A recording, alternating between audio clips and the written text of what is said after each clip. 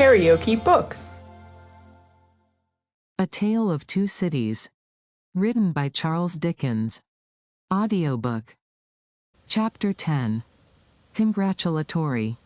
From the dimly lighted passages of the court, the last sediment of the human stew that had been boiling there all day was straining off, when Dr. Manette, Lucy Manette, his daughter, Mr. Lorry, the solicitor for the defense, and its counsel, Mr. Stryver, stood gathered round Mr. Charles Darnay, just released, congratulating him on his escape from death.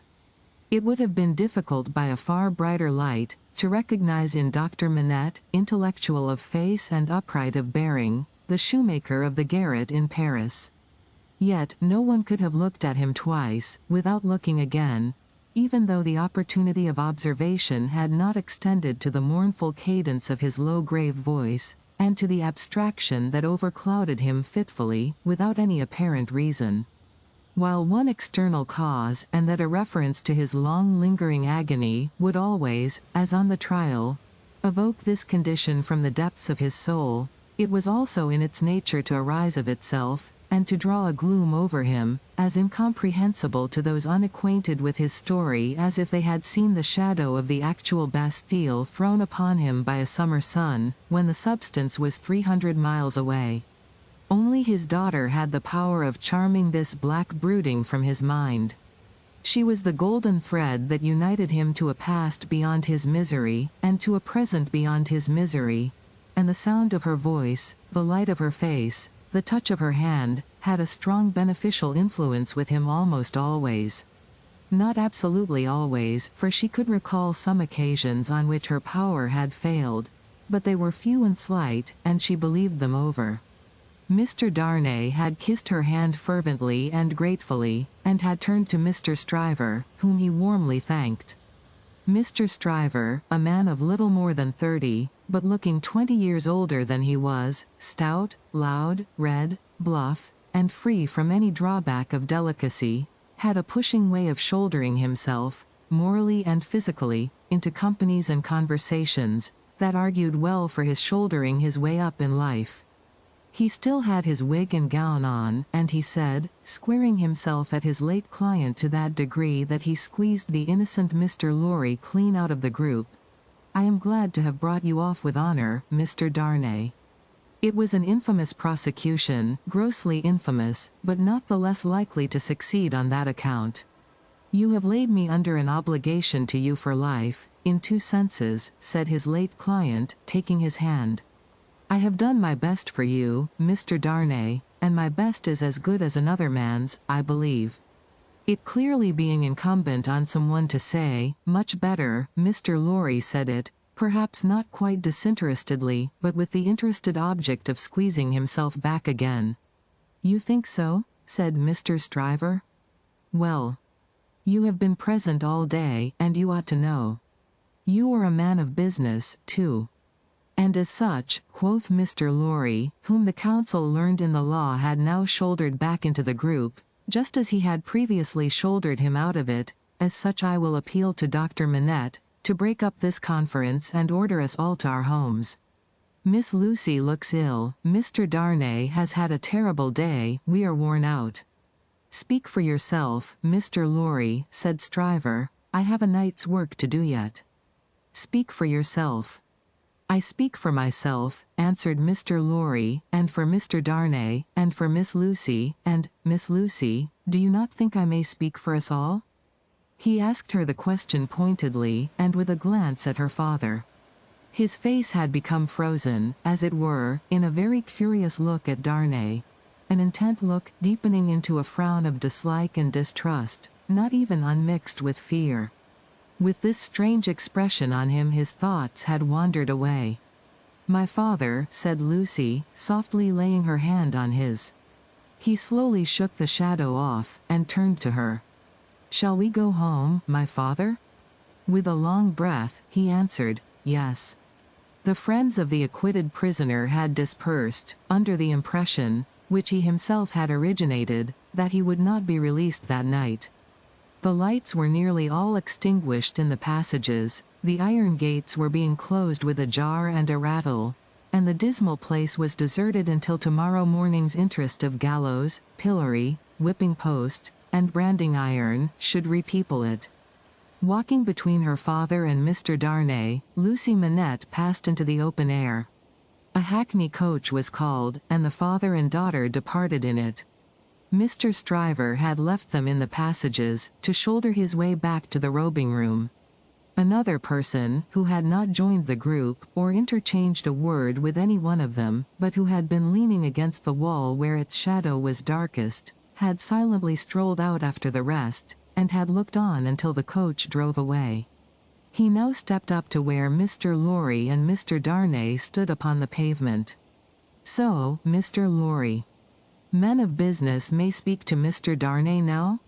Nobody had made any acknowledgment of Mr. Carton's part in the day's proceedings, nobody had known of it.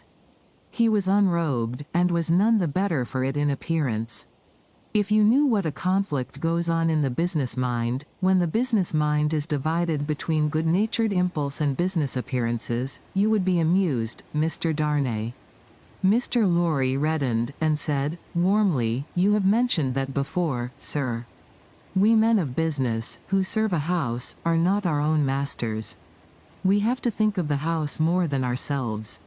I know," rejoined Mr. Carton, carelessly. "Don't be nettled, Mr. Lorry. You are as good as another, I have no doubt. Better, I dare say. And indeed, sir," pursued Mr. Lorry, not minding him, "I really don't know what you have to do with the matter. If you'll excuse me, as very much your elder, for saying so, I really don't know that it is your business." "Business? Bless you, I have no business," said Mr. Carton. "It is a pity you have not, sir." "I think so, too. If you had," pursued Mr. Lorry, "perhaps you would attend to it." "Lord love you, no, I shouldn't," said Mr. Carton. "Well, sir," cried Mr. Lorry, thoroughly heated by his indifference, "business is a very good thing, and a very respectable thing. And, sir, if business imposes its restraints and its silences and impediments, Mr. Darnay as a young gentleman of generosity knows how to make allowance for that circumstance. Mr. Darnay, good night, God bless you, sir. I hope you have been this day preserved for a prosperous and happy life, chair there." Perhaps a little angry with himself, as well as with the barrister, Mr. Lorry bustled into the chair, and was carried off to Tellson's. Carton, who smelt of port wine, and did not appear to be quite sober, laughed then, and turned to Darnay. "This is a strange chance that throws you and me together. This must be a strange night to you, standing alone here with your counterpart on these street stones?" "I hardly seem yet," returned Charles Darnay, "to belong to this world again. I don't wonder at it, it's not so long since you were pretty far advanced on your way to another. You speak faintly. I begin to think I am faint. Then why the devil don't you dine?" "I dined, myself, while those numbskulls were deliberating which world you should belong to, this, or some other. Let me show you the nearest tavern to dine well at." Drawing his arm through his own, he took him down Ludgate Hill to Fleet Street, and so, up a covered way, into a tavern. Here, they were shown into a little room, where Charles Darnay was soon recruiting his strength with a good plain dinner and good wine, while Carton sat opposite to him at the same table, with his separate bottle of port before him, and his fully half-insolent manner upon him. "Do you feel, yet, that you belong to this terrestrial scheme again, Mr. Darnay? I am frightfully confused regarding time and place, but I am so far mended as to feel that. It must be an immense satisfaction." He said it bitterly, and filled up his glass again, which was a large one. "As to me, the greatest desire I have, is to forget that I belong to it. It has no good in it for me, except wine like this, nor I for it. So we are not much alike in that particular. Indeed, I begin to think we are not much alike in any particular, you and I." Confused by the emotion of the day, and feeling his being there with this double of coarse deportment to be like a dream, Charles Darnay was at a loss how to answer, finally, answered not at all.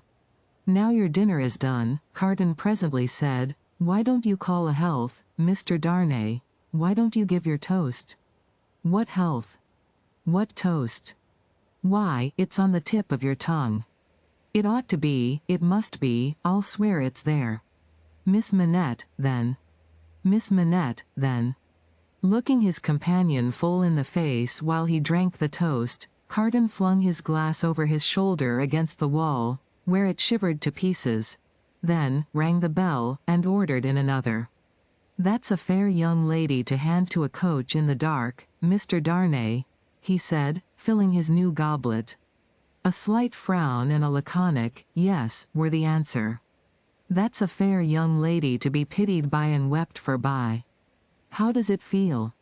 Is it worth being tried for one's life, to be the object of such sympathy and compassion, Mr. Darnay? Again Darnay answered not a word. She was mightily pleased to have your message when I gave it her. Not that she showed she was pleased, but I suppose she was. The allusion served as a timely reminder to Darnay that this disagreeable companion had, of his own free will, assisted him in the strait of the day. He turned the dialogue to that point, and thanked him for it. I neither want any thanks, nor merit any, was the careless rejoinder. It was nothing to do, in the first place, and I don't know why I did it, in the second.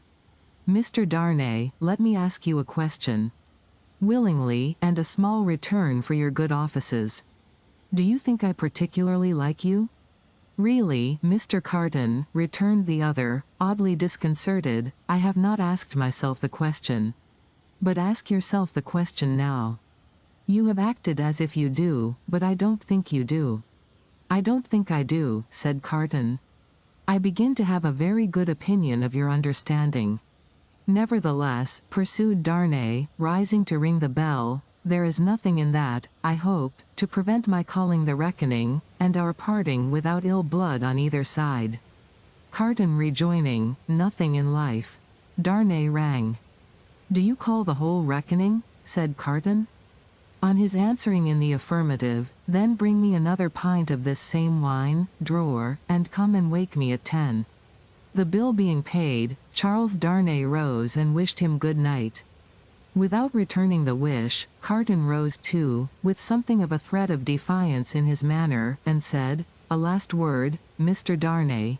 You think I am drunk? I think you have been drinking, Mr. Carton. Think? You know I have been drinking. Since I must say so, I know it. Then you shall likewise know why. I am a disappointed drudge, sir. I care for no man on earth, and no man on earth cares for me. Much to be regretted. You might have used your talents better. Maybe so, Mr. Darnay, maybe not. Don't let your sober face elate you, however, you don't know what it may come to. Good night. When he was left alone, this strange being took up a candle, went to a glass that hung against the wall, and surveyed himself minutely in it. Do you particularly like the man? He muttered, at his own image. Why should you particularly like a man who resembles you? There is nothing in you to like, you know that. Ah, confound you. What a change you have made in yourself. A good reason for taking to a man, that he shows you what you have fallen away from, and what you might have been. Change places with him, and would you have been looked at by those blue eyes as he was, and commiserated by that agitated face as he was? Come on, and have it out in plain words. You hate the fellow. He resorted to his pint of wine for consolation, drank it all in a few minutes, and fell asleep on his arms, with his hair straggling over the table, and a long winding sheet in the candle dripping down upon him. If you liked what you heard, please subscribe to the channel.